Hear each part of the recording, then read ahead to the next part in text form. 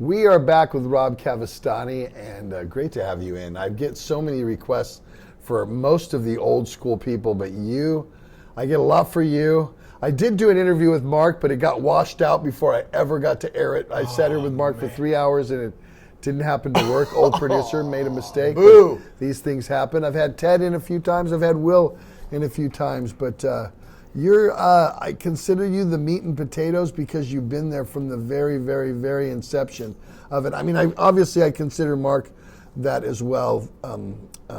But Ted's been there so long now, but I just, you have been through it, through and through, thick and thick, through and through. That's true. So talk about the era of recording the Ultraviolence.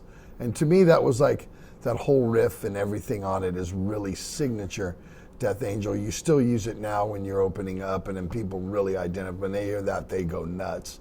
It's the signature thing. Talk about that record and talk about the learning experience that you had writing and recording that album. So that was, of course, that was us not knowing anything about anything. I think that's everybody, right? Right, of course. You're just like, what do we do? Huh? And people are directing you as to what, because that's. I didn't know you sang in a booth by yourself. Totally. I thought I went into a room with everybody else and sang the song. When I first, I'm all, so, what do you mean nobody else is going to be there when I record? Yeah, nobody else is there. Is that you just had to get them all?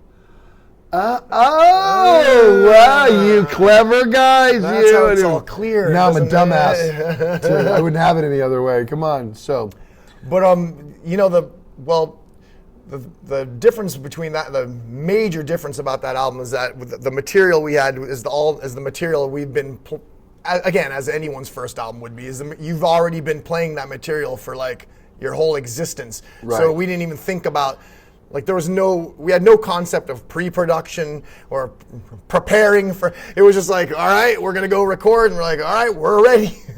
And then we just showed up there and we recorded that album in 3 days. Where'd you record at? Did you do a Prairie Sun? No, it wasn't Prairie Sun. It was, God damn it. Now the name of the studio slips my mind. But it's somewhere in that vicinity of Prairie Sun. Uh-huh. Somewhere in that Sonoma type area up there. Damn it, I can't remember the name. Good thing all this info exists on the internet. Go look find it up. It, people. Look it up, exactly. The date, the place.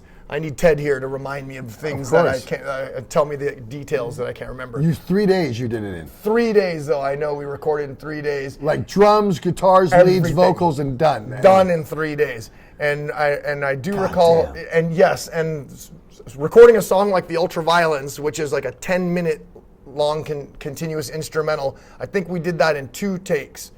And live takes, like going all at once and getting all the way to the end. And my God, you couldn't do that song many times over. It's 10 minutes long. So luckily we nailed it in like the second take, or I don't know if we used the first or second take, but we were able to do that because we were playing constantly and we were always playing these songs live. And so we just had it down as like the back of our head. And another thing I remember is when we were dealing with tempos at some points, another thing we had no idea about when they started bringing up about tempos, we didn't even know what that term was. We're like, what's that supposed to mean? They're like, the speed of the song, like how and we're like, well, we just play it how we play it. Right. Like, that's how we go. What do you mean tempo? What do you mean tempo? What do you mean click, click, click?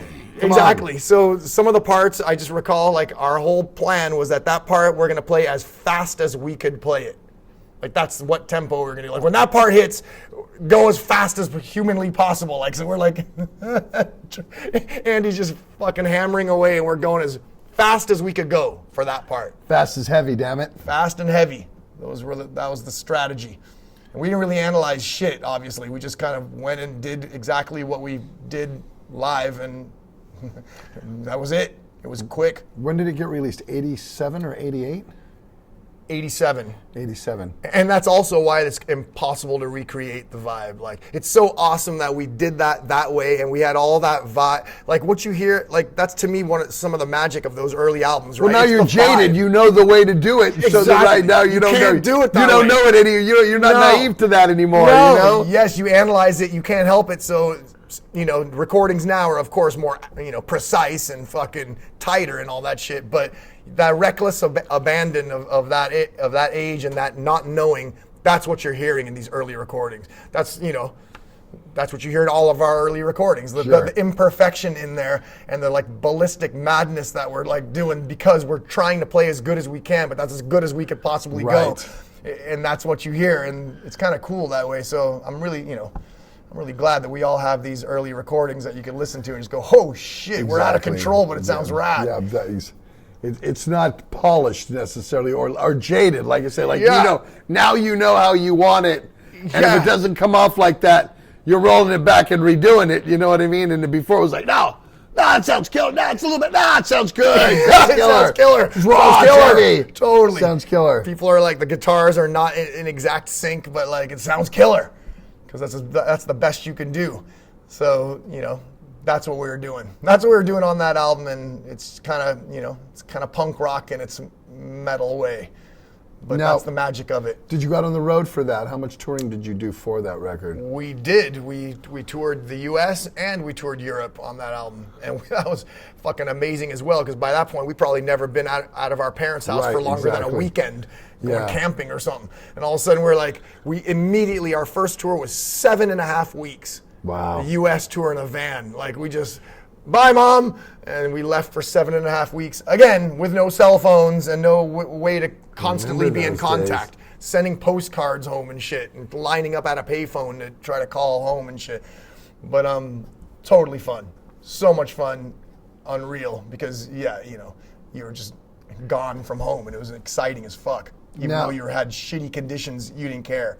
You were just sleeping on the floor at people's places, but it was fucking Now, awesome. are you writing the next record while you're doing this? Because now you're doing what you guys are now a unit.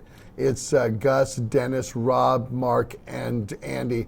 You're a full unit. You guys are been a band for a while now. Are you writing while you're out in that van tour for the second record? That's one of the things I can't even remember how the writing and the structure of things was going on, but we had to have. We had to have because we put the next album out 1 year later. Right. So somehow we must have been... We did. I was talking to Rick and Unauthorized about that. We did. That's what we did back then. I mean, from 2014 to 2021, we did one Exodus record. In that amount of time, from 86 to 93, we did 5. Yeah. You know what I mean? It's like, it was just a different time for that. So... Yes, somehow we were just cranking it out and it was just happening like easily. Like we weren't really trying to analyze, again, you weren't really analyzing like the structure or the cycle of recording, being on the road. We were just like still in school. We were like going to school and like going to, going to the studio and hanging out all the time, like at practice. Nowadays it's all business at practice. You get in, you do your thing, everyone splits. We used to hang out. We did. We hung with you. We were friends. Exactly. Get there, show up, like, mic's on. Okay, cool. We good? Okay, what song we play? Let's go. That's it. Within 5 minutes, I'm in my car out. I'm out. I mean, it's the way it is. It's the way it is. But back then we hung out a lot, so we'd like jam for a while, then we'd like walk down the street, like go down behind like these trees and get like smoke some weed, and then come back and and then play some more. And then I guess in between we like people are riffing and fucking around and stuff is just getting like, oh, what's that? Fucking ideas are coming around, and it's part of the fun of hanging out and being young and things just come about real naturally and spontaneously, I guess. Because we weren't thinking like, okay, we need to write now. We need to work on this. Right, it we was have to already coming. Yeah, it was just happening, and all of a sudden we have songs, and I don't even remember how that would. Now, how that do you would remember happen. recording the second record, and when you did, were you a little bit more knowledge on this one? Now you're like, okay, wow, we're gonna do it like this, and how long did it take, and what was there a different mentality there? A bit, but not too much. Not too much more, but there was some kind of structure going on to where. Yeah, well, first of all, we went to Fantasy Studios, so now like this is like an upgrade in like the studio and stuff, and then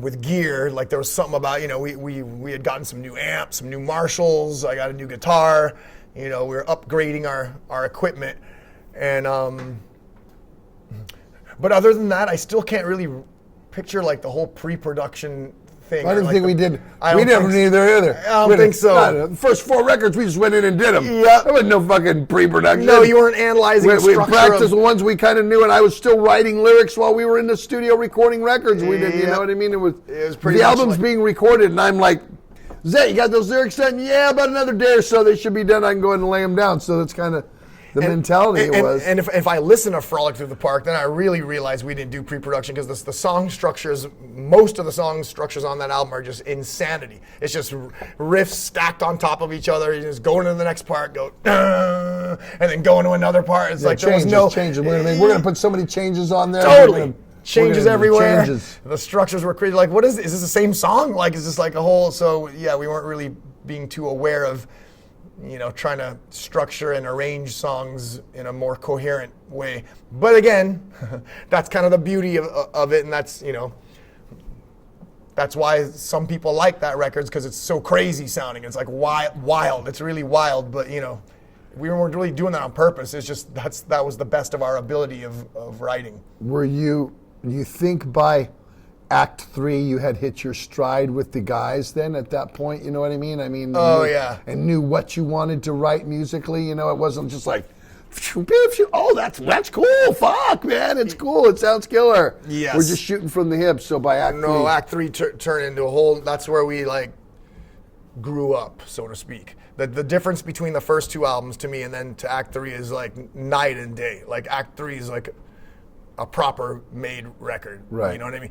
Not to discount the first 2 records. It's just that we learned so much, and Yeah. we worked with actual experienced professionals that took us to that next level. And I learned so much through that experience that was the blueprint for how I learned how to deal with music from that point forward. Everything changed to realize how much work you really need to put into like focus and work and analyzing things to make things actually better than the original version where you didn't really think about it that much. There's of course there's a magic to leaving something the way it is and like just your initial original idea, but not always. You could work on stuff and make it better. Were you being aware amongst the 5 of you on your musicianship and your songwriting at that point, to where it's like, okay, look, this just isn't 4 of us guys that were came up with Dark Fury or Death Angel. We're now a unit. We've got 3 records out. There's a certain sound that we follow and a certain sound that we've captured ourselves. Were you aware of that at that time? And was that something that you guys worked on and said, okay, we're Death Angel. This is what Death Angel does, and we're going to keep that going in that way? Not consciously. I don't think we were consciously aware of it, but looking back on it is when I realized how much we actually learned and grew at that point in time. In that moment of time, I hated it. In that moment of time, I remember thinking we really had the learning experience was rough on us because we were at a mindset and an age where, like at that time, I had just turned 21.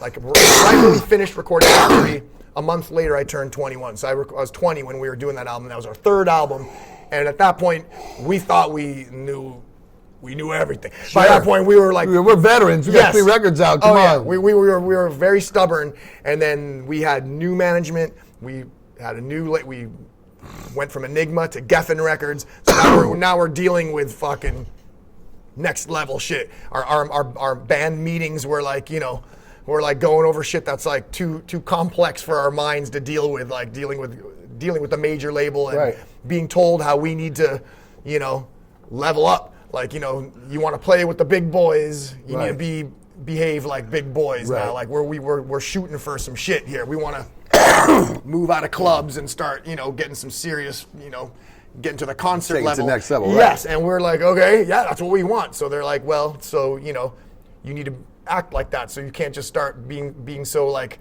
casual about how you do shit. So then now we are being made to like, you know, crank out demos and write like, you know, 7 days a week. Like we're sitting here. By this point, I had moved to Sacramento. So me and Gus had an apartment that we were roommates in Sacramento, and the whole band came up to stay with us to write the album in Sacramento. So everyone was staying at mine and Gus's apartment. The whole band was staying at our apartment, and our manager This is room with a view. Yep, room with a view era. This is and our manager. I just remember he'd be calling daily. You know, like, are you in the studio yet? Like, what are you guys doing? Are you wasting time? Or you get to the studio, get working. Like, we need a new demo by Friday. Like, we need some songs because Geffen wasn't accepting. You know, we wrote the first 10 songs or whatever, what we thought was the record. And I just remember us writing these songs, and whatever the songs they were, we had 10 songs done, and we submitted these demos, and we were just waiting for now we're going to record our record. And I remember they came back after that, the first batch of 10 songs or some first 5 or 10 songs, they were like, all right, sounds all right, like, let's hear the next batch of songs. And we're like, but that's it? What do you mean the next batch? That's the song, those are the songs. And they're like, oh no, you're getting warm now. Like some of this stuff, some riffs are cool, some parts are all right, but none of these songs are the songs for your fucking album. We're like, what? They're like, oh fuck no, like you need to write some good fucking songs, like some real fucking. And we're just like, what? We couldn't like we were like, fuck that. And so we were like, yeah, we were sitting there just going, The major label taking the air out of you. Exactly, I had like that really. too. They're like, oh fuck yeah. So we had to write for months. Like we were making we were like writing and demoing for 6-7 months, and they just kept, you know, another 4 songs. They're like, okay, looking forward to hearing the next 4. We're like, what the fuck? We wrote like 30 songs for that album, and luckily we did though, because in the latter stages we started hitting our groove. So now we started seeing what was happening when we were working on music a lot, and we were like, oh, I think we're getting better at this.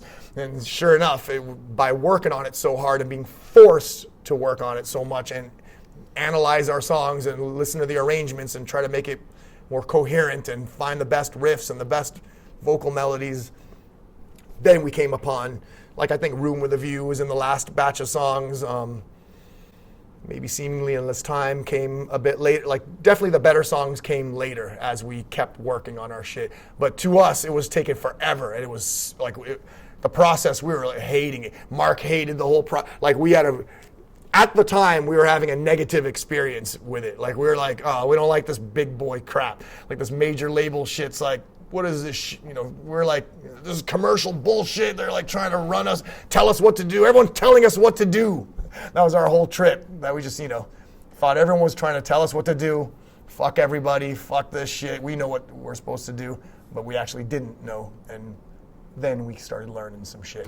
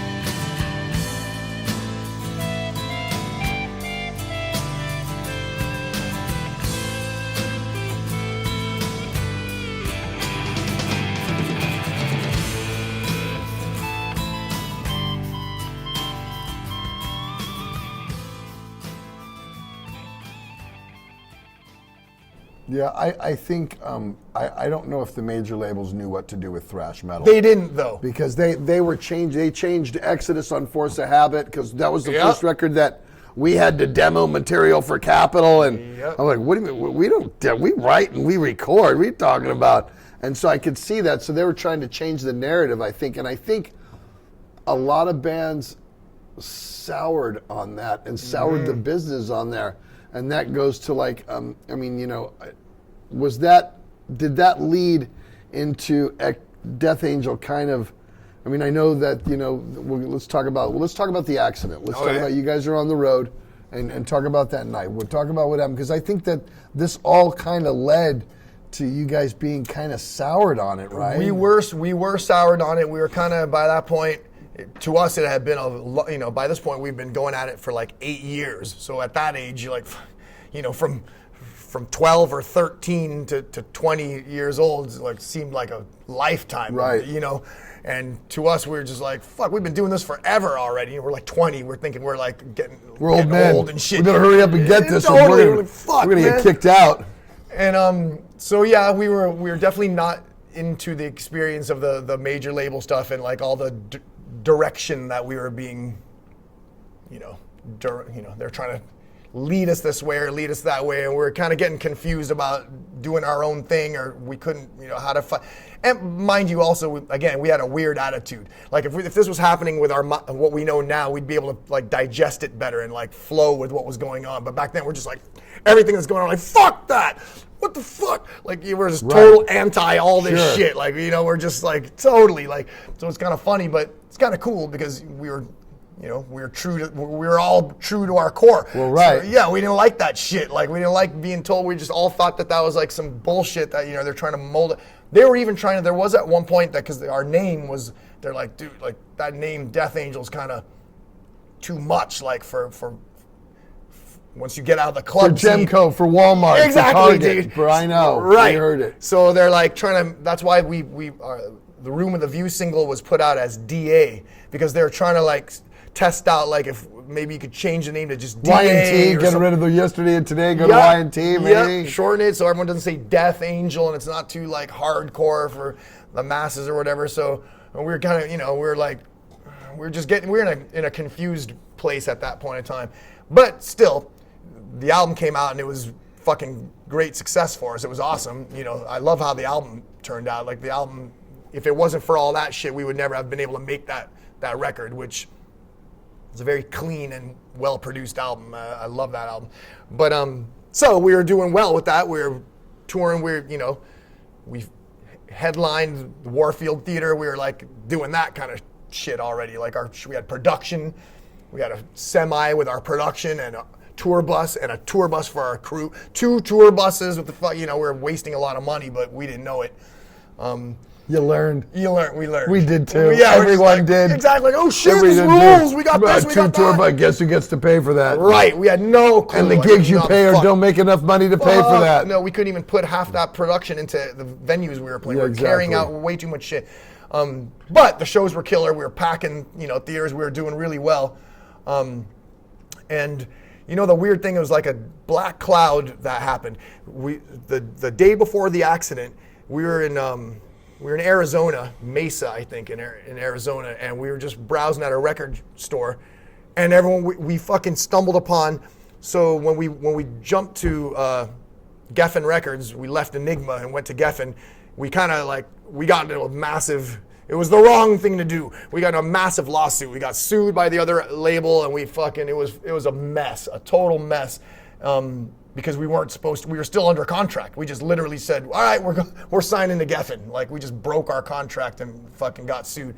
And so Enigma was, they were pissed at us from doing that. And they kind of fucked us by put out what we considered to be a bootleg, an unauthorized live record of ours. It was called Fall from Grace. And Enigma put it out. We had no idea. We were just in the record store and saw it, like the actual record. Like, what is this? This is a fucking Death Angel record. We were just all staring at it like, what? And so we bought this record to listen to it. And it was a live recording in Amsterdam, like a radio broadcast that we did in Amsterdam, and it was not good, man. We did not mean to release that as a record. It was like they did because they wanted the money. Yes, and to make us look bad, like our performance was it was pretty sloppy. It was not well produced, and we were so fucking pissed. We were so pissed. We were just scorned. Like we were like, what is this piece of shit? And then, so that happened that day. That night, the accident happened. Oddly enough, that night we got in the accident, which ended Death Angel. On the night that album came out, like that we saw that for the first time. Now, why do you think trip. it ended like that? I mean, I know a couple of you got hurt pretty bad, but yeah. I mean, in the end, we're lucky to be alive. Right. Because that happened shortly thereafter what happened to Metallica. Right. And then it was us. 3.5 years, I believe. It was about almost 90, wasn't it? 1990. It was in 1990. Yeah, because November 1990. Cliff, that was in 86. Okay. Yeah. So of course that's so all we were thinking is like Yeah. we were repeating the fucking but basically we were driving from our gig in Arizona to our show the next night. Vegas, right? In Vegas, and we were cutting costs, so we didn't have a full-on tour bus at that time. We were going in an RV. We were doing the RV thing, and our crew was taking turns driving and stuff. We like skeleton crewed the whole thing and saved some money because it was just like a kind of a West Coast run. It was like a 2-week run or something. And it was. I think our sound man was driving at the time. They were taking turns driving. People are sleepy. They're double duty. They're doing crew work and then driving overnight. And basically, dude just fell asleep at the wheel. Fell asleep at the wheel as we were going down the, I guess we were doing about 80 down the freeway, and then we started to like go into the middle, the little ditch that's in between the roads in the middle of nowhere out there. And when the dude woke up, he fucking overcorrected, and it caused us to flip over. We flipped onto the side and slid on the side, on the side of the RV, and all the windows were breaking out. And we were like just sleeping in the thing. We were like all sleeping, and we just woke up flying around in the thing, and like this total chaos. We didn't know what was happening. You're just like, what the fuck? And we finally came to the stop. We were just on the side, fucking, you just smell smoke and gasoline and fucking just total madness, and there you go. And then we were like fucking trying to collect ourselves and look, and we couldn't find Andy.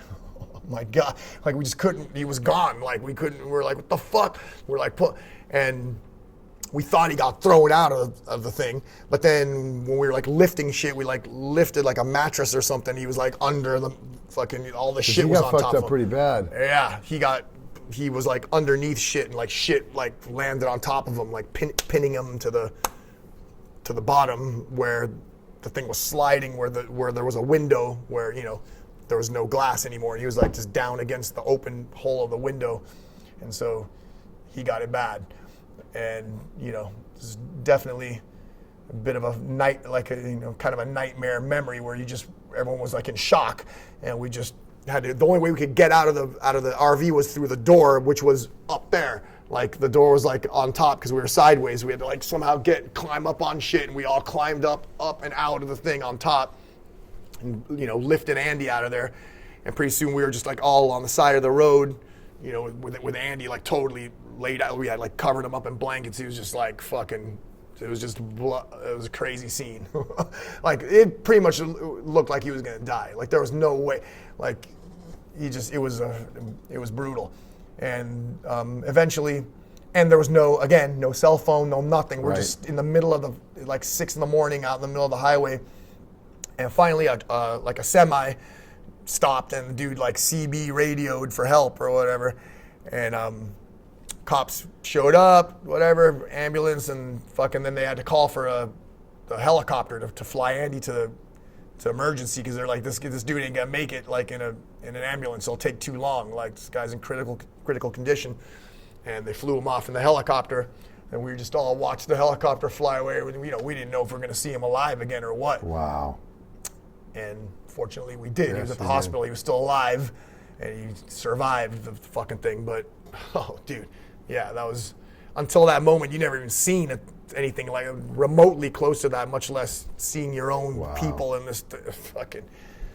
Yeah, so, you know, till this day, it makes you paranoid about who the driver, like, till this day, you're just like, yes, every time, like, hey, dude. Yeah. I know what you're talking about. That fucking brr. We're going to take a break. We'll be back with Rob Cavestany. We're going to talk about the stuff that happened after Death Angel for a little while and coming back to it when we come back. Even when in the beginning we didn't really actually sit down and think, wow, we're so young and we're playing music. The thought never really crossed our minds. Like, imagine what we're doing right now. We're jamming and we're young.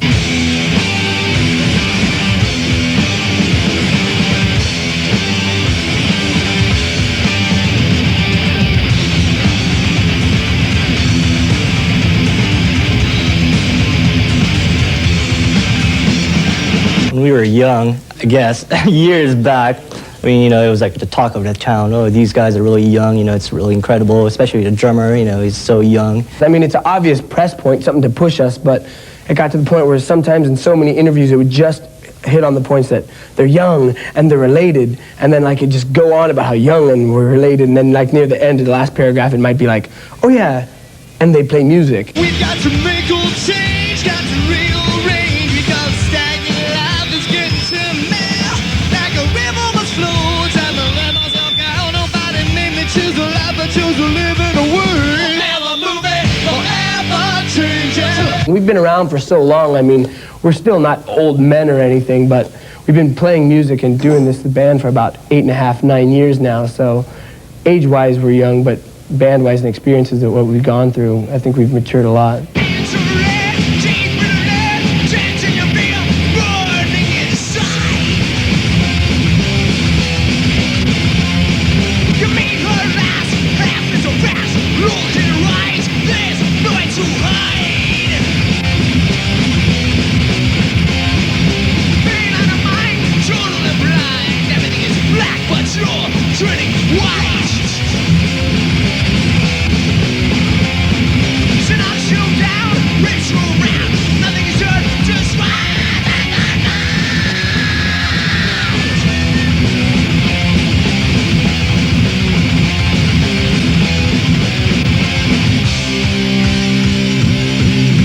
Because our name, Death Angel, it's a very heavy and some would call dark, a dark type name. Well, of course we'd get prejudged by the name Death Angel, even possibly as a satanic band, which definitely we're not, or definitely the style of music that we would play.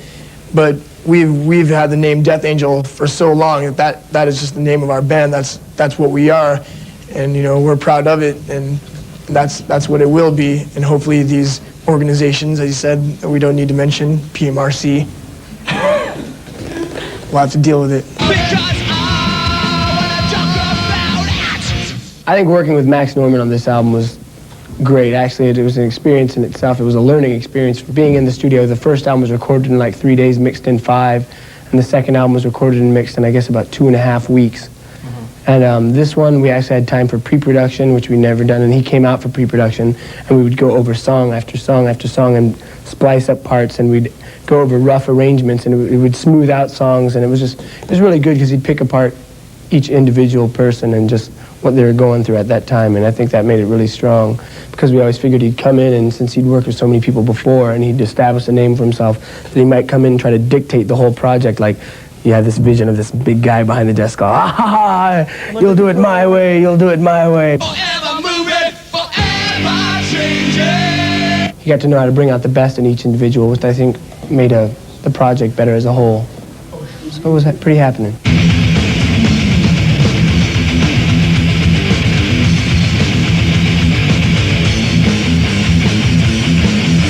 We're not a commodity band that someone put together. We're a band that believes in the music, and we're not really an image band as if like we got together and we're like, we want to be the young, fresh, new faces or anything. We're just into what we're playing, and that's what we're into. That's what we believe in. We're an emotional band, and we just...